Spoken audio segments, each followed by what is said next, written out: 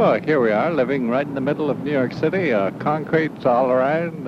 Never see any apple trees growing. Here we are, at least dealing with people who grow them.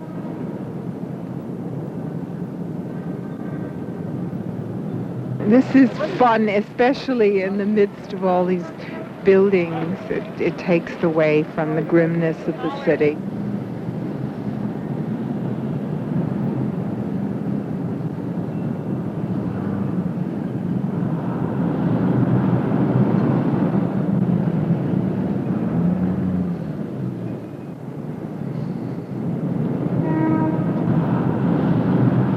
We have to get up about 4 o'clock in the morning to get here. We grow it all ourselves, and we all come here, my brother and myself and his wife and my sister and sometimes my brother's son, and it's kind of fun to come down here. And you've heard a lot of stories about Greater New York and Manhattan. Oh, the people are kind of rough. It's not true. The people are very nice to us. They come back week after week. We know a lot of the people. And they say, oh, we always come back to you because your apples are so good. I had an individual tell me last week, your apples eat like candy.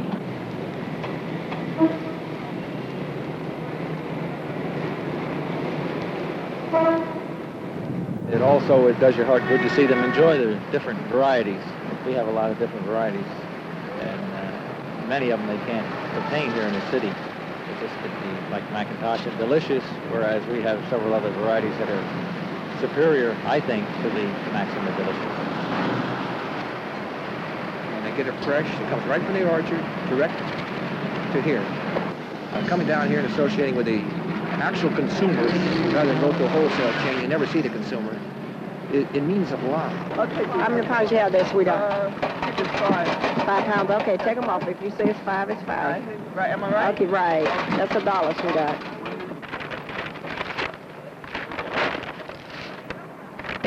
Okay, 3 carrots, ma'am, $1.20. Want 3 pounds worth?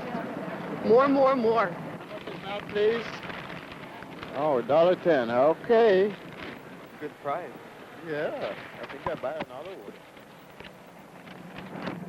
Well, I think it's important because you know it's fresh and it's fun picking out your own things. We need something like this. It's good for the farmers and it's good for us. I think it just has a far superior way of treating people. They're happy that you come here and you're happy to be here because they're nice, wholesome people. Please give me this one. That's really cheap, mon Dieu. There are some wonderful fresh vegetables like Savoy cabbage at this time of year, kohlrabi. A lot of people don't even know them, and even in the supermarkets you can't buy them. And I think it's fun. I think it's just great fun to come here. You push your cart around in the supermarket, you have to fight other people. But here it's out in the open, and I look forward to Saturday just to come here and get my share of the goodies. And I got my apples, mostly apples today. When they first opened, they had tomatoes and grapes and dill, and everything was fresh and wonderful. You don't get stuff like that in the market, in the supermarket. What do you want, 3 pounds? Most of the things are things that I associate with the South. And in my neighborhood, you don't find it. You don't find it. What can I tell you? It's like home. Right. Like home. Oh, right, because I'm a farmer myself. I was. And this is the closest thing that I've found since I've been in New York to the farm. It's the old-fashioned way. I come from the country, so I like it. Oh, I love it, because in Europe you have markets also. Tuesdays is a market, Thursdays a market, Saturdays a market. I come from a farm section myself, Worsaukie, Wisconsin, when I was a young boy. So when I heard about this farmer's market, I come rushing down. And I come from Boston originally, where we have Faneuil Hall, the open market there. So I get very excited about this because it reminds me of that. I love it. I really love it. Like in Hollywood, you know, the market, farmer's market. You never been in Hollywood? Oh, la la.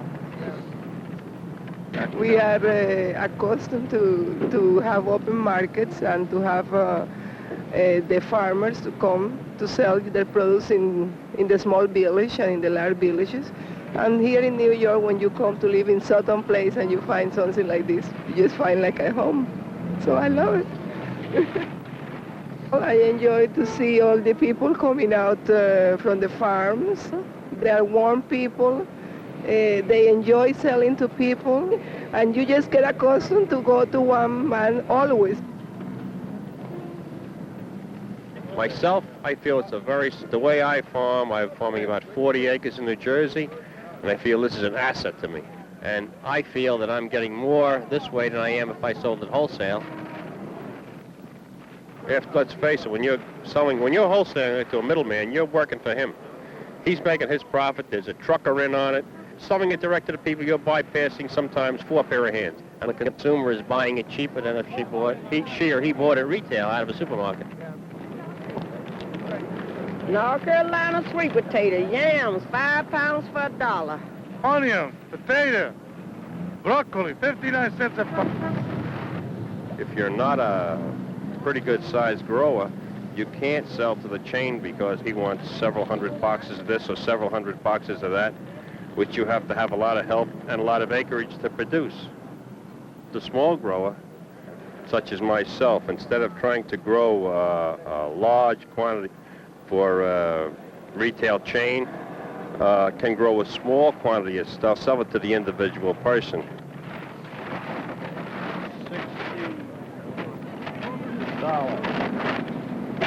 What we got here? 30 cents, $1.30. And what else, ma'am? A red cabbage. $1 a bunch. Like so?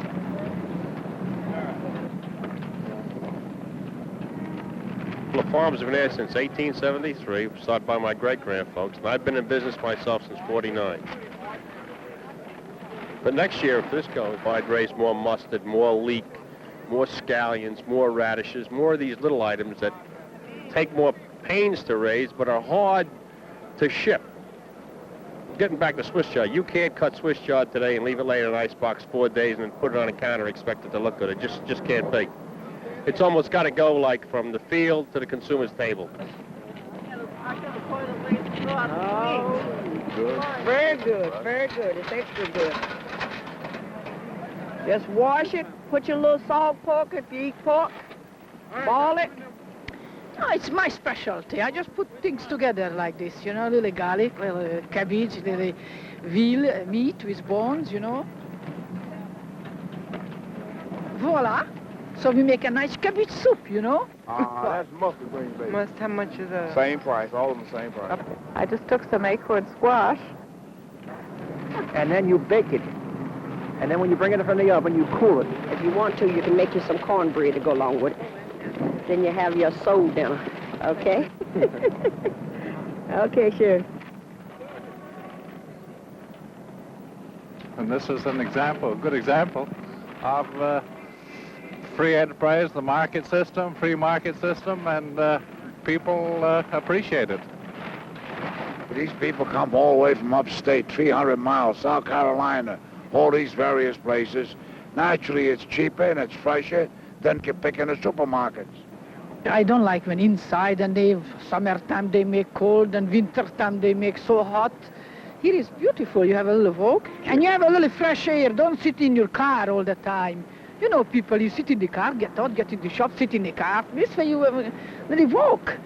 Have a fresh air, especially when it's sunshine. You can even have suntan, right? I absolutely recommend this place to everybody. You should come. It's cute.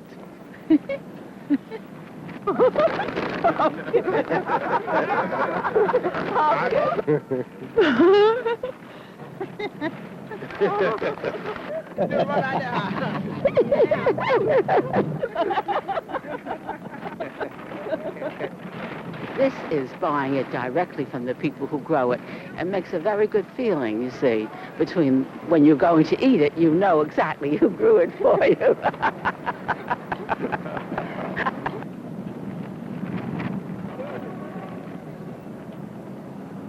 Greenmarket was organized in 1976 as an experimental project designed to revive the city farmers market as a source of mutual benefit for both regional farmers and city residents. For the small-scale metropolitan area farmer who can sell his produce at retail instead of wholesale prices, Greenmarket can mean survival in the face of mounting costs of operation, urban sprawl, and competition from large-scale industrialized agriculture. For the city resident who has become increasingly dependent upon far-off sources of produce throughout the year, access to locally grown fruits and vegetables during the growing season can mean fresher, better tasting, and more nutritious food at lower than usual prices. By restoring direct contact between the city dweller and regional farmer, Greenmarket is hoping to contribute to the conservation of prime farmland at the urban fringe and the maintenance of a degree of regional self-sufficiency in food production.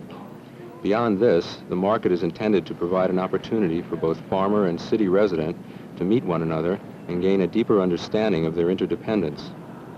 In its first year of operation, Greenmarket attracted more than 40 farmers from upstate New York, Long Island, New Jersey, Pennsylvania, and elsewhere to its 3 weekly locations in the city.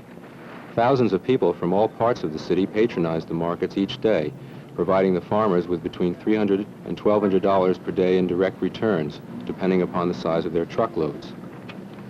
It's been many years since farmers' markets were a regular feature of life in New York City, but farmers and city residents still have mutual interests.